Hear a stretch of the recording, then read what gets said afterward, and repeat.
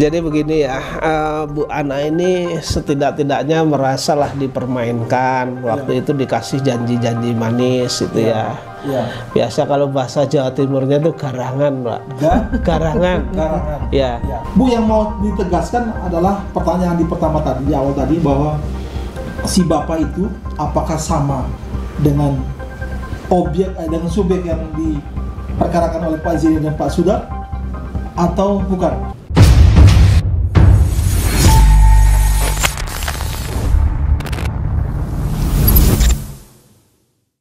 Bismillahirrahmanirrahim. Assalamualaikum warahmatullahi wabarakatuh. Kembali lagi bersama Syahid Al-Walid. Seperti yang teman-teman ketahui, seorang ibu yang diwawancara oleh Pak Darso, yaitu Ibu Ana, yang sudah sampai hari ini sudah kesekian episode.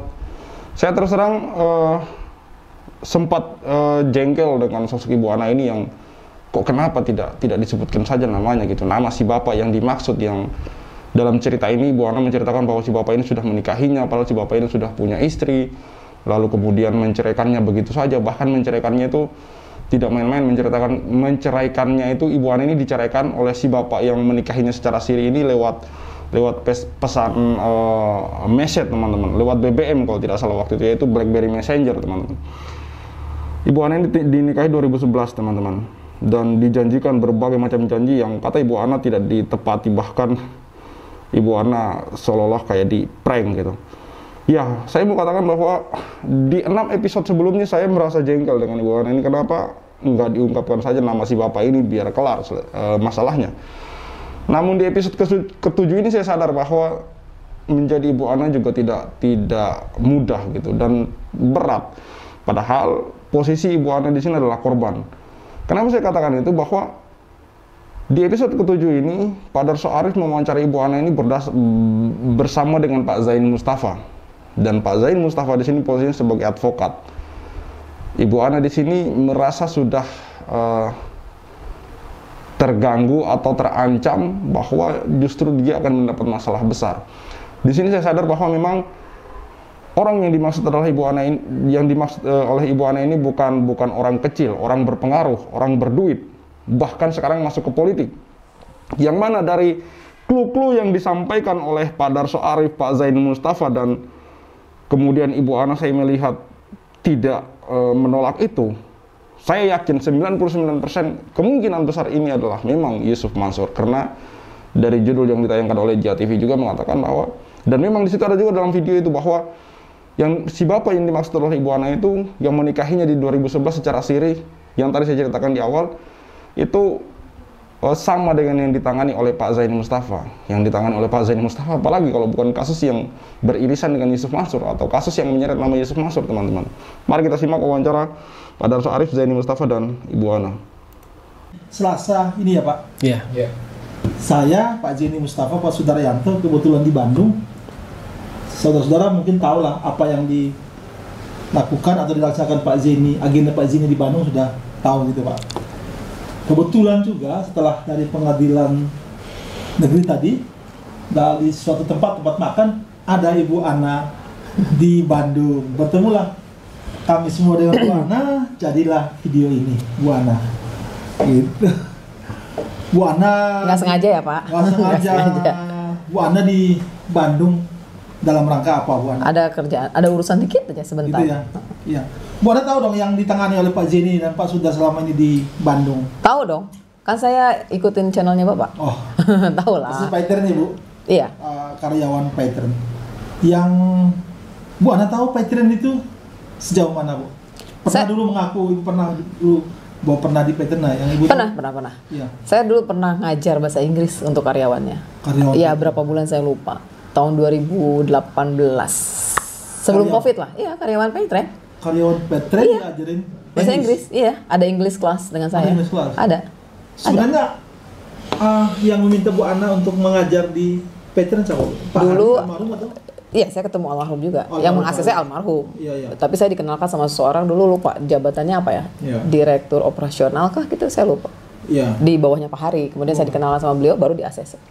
Berapa bulan Bu? 2 atau 3 bulan, kurang lebih. Jadi Bu Ana dihitung sebagai karyawan Paitren? Enggak. Saya mentor ya Pak. Apa istilahnya mentor lah, teacher aja, as a teacher, as trainer. Paitren. Iya, di Bandung. Iya. Kan saya tinggal di apartemennya itu juga. Di apartemen yang nggak jauh dari kantor Paitren itu, Bu? Iya.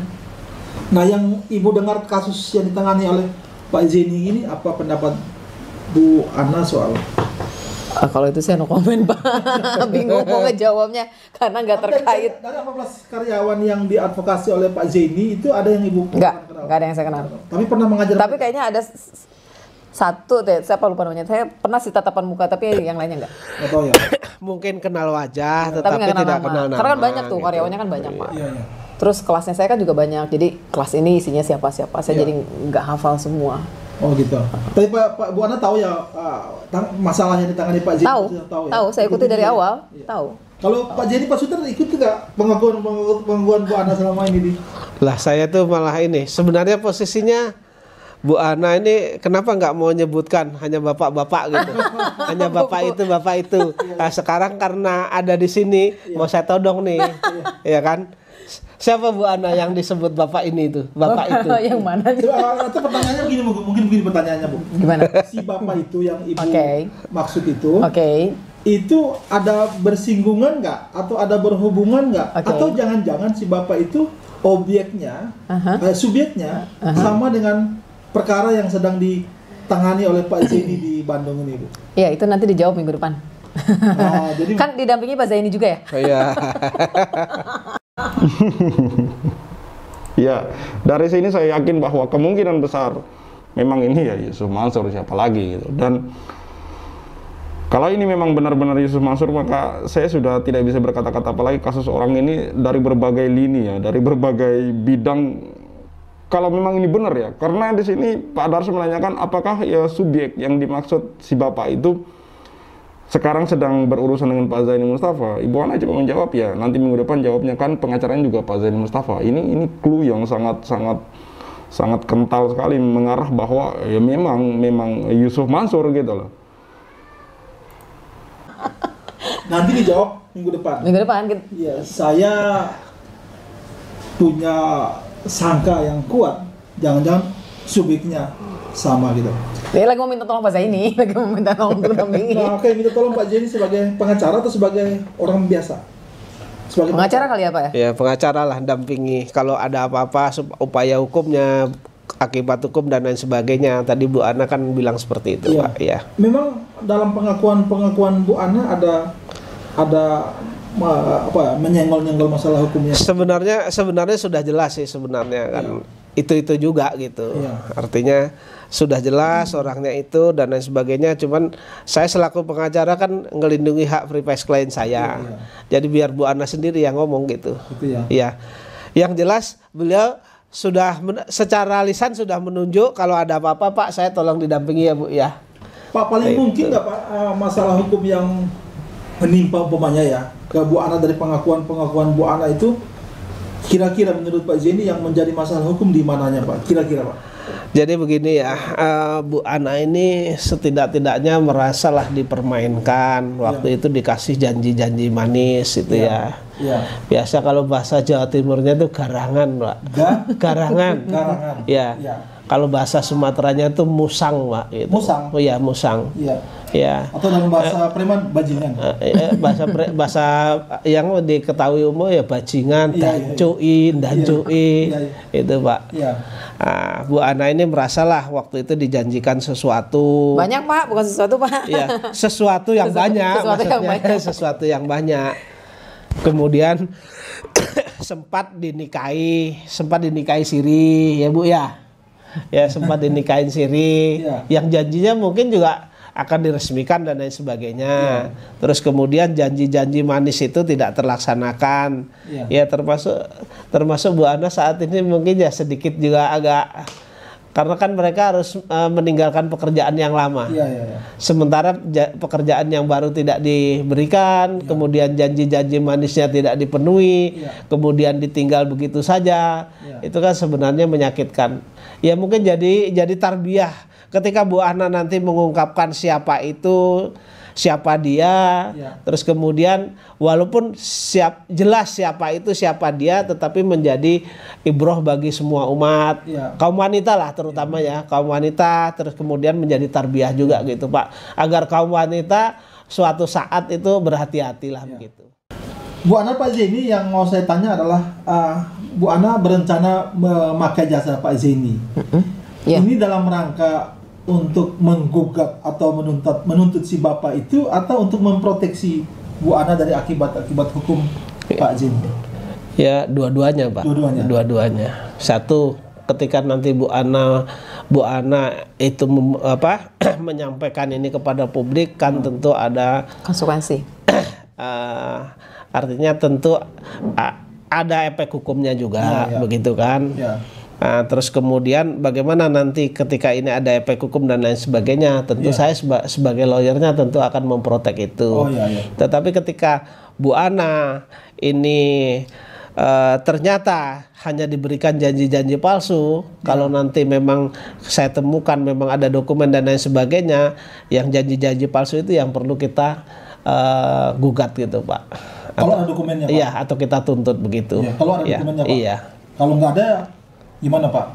Kalau nggak ada dokumennya Pak? Ya, insya Allah ada. Ada Pak. Insya Allah ada. Insya Allah ada. Ya Bu Ana ya? Iya. Wow, ini dokumennya ada ya. Ini kemungkinan besar ada. Dari dua orang ini, Ibu Ana juga langsung mengatakan ada Pak dokumennya. Artinya kan memang ada janji-janji, bukti bahwa Ibu Ana pernah dijanjikan sesuatu, bahkan sampai kemudian Ibu Ana mau dinikahin siri segala macam gitu.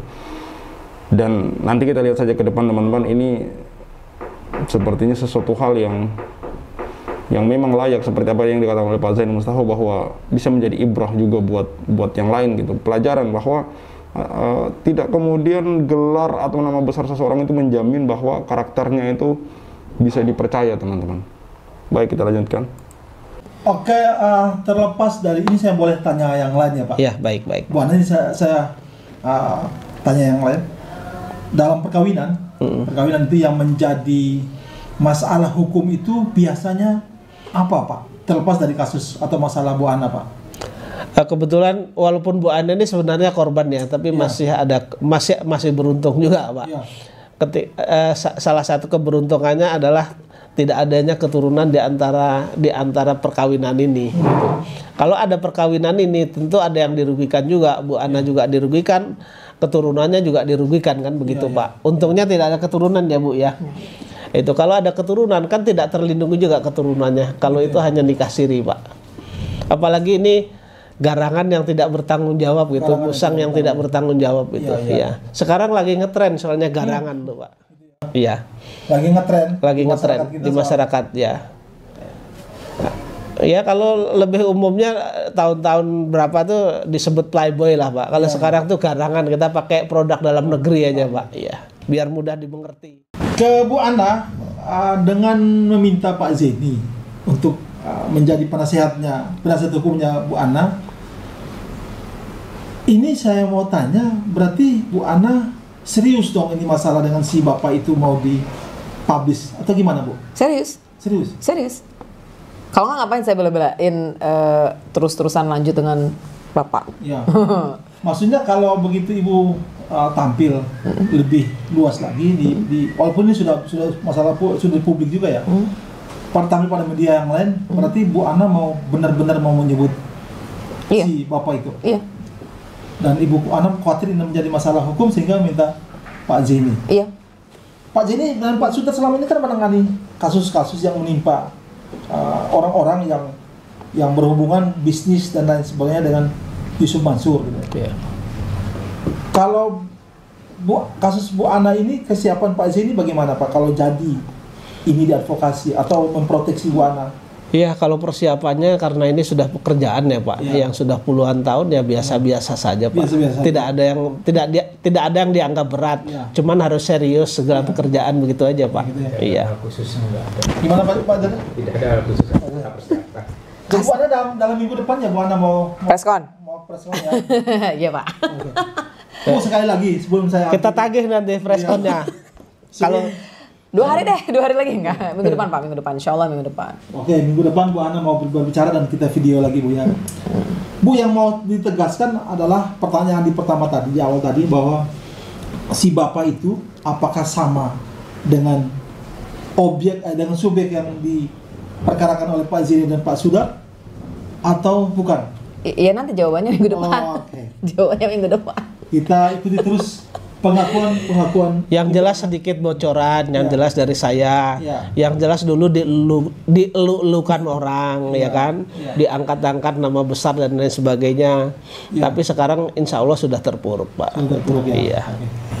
Ya ini saya yakin 99,99% ini adalah Jam'an Nur Khatib Mansur atau Yusuf Mansur yang dimaksud. Kita lihat saja, karena ini tinggal menunggu beberapa hari saja Ibu Ana akan segera mengakui atau menyebut nama dari siapa si bapak yang dulu pernah menikahinya secara sirih di 2011, kemudian menjanjikan A, I, U, babi, bu, lalu kemudian tidak ditepati, bahkan menceraikan Ibu Ana dengan melalui ponsel atau pesan message gitu ya. Teman-teman silakan nanti diikuti. Saya juga sebenarnya penasaran dalam artian sebenarnya siapa sih namanya. Kalau memang Yusuf Mansur sebut saja namanya gitu, biar kita semua tidak ada yang abu-abu lagi gitu. Tapi sekali lagi seperti di awal video tadi saya katakan bahwa saya kemudian tidak mungkin bisa juga untuk sampai jengkel kepada Ibu Ana ini karena tidak membongkar sosoknya. Saya memposisikan diri bagaimana seandainya saya menjadi Ibu Ana gitu, orang yang ibaratnya menghadapi orang besar gitu, yang punya duit, terkenal, banyak pengikutnya segala macam. Memang betul juga bahwa Ibu Ana untuk menyebutkan nama itu sangat berat, sehingga dia harus meminta bantuan Pak Zaini Mustafa untuk mendampinginya, baik secara hukum, ibaratnya dia bisa konsultasi di sana, dan juga gini saya melihat kemungkinan besar ada rencana untuk menggugat, teman-teman. Baik, silakan disimak nanti untuk video-video selanjutnya. Saya Al Walid undur diri.